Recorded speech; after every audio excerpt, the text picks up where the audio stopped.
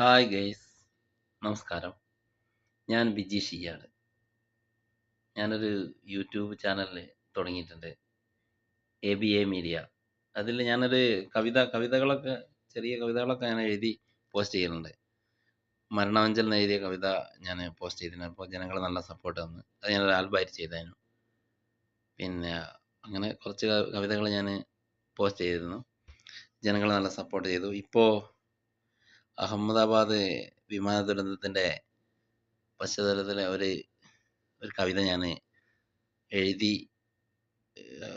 പാടി.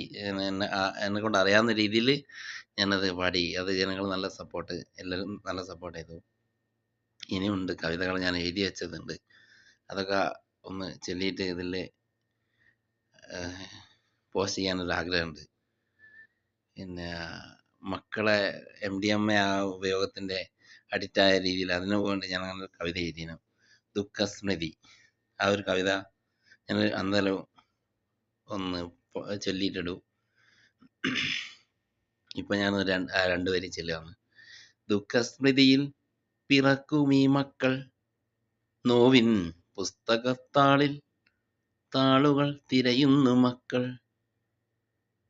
ആ ഒരു രണ്ട് വരിയാണ്. അപ്പോൾ ഇനിയുണ്ട്, ഇത് ഞാൻ അടുത്തതിൽ പാടും.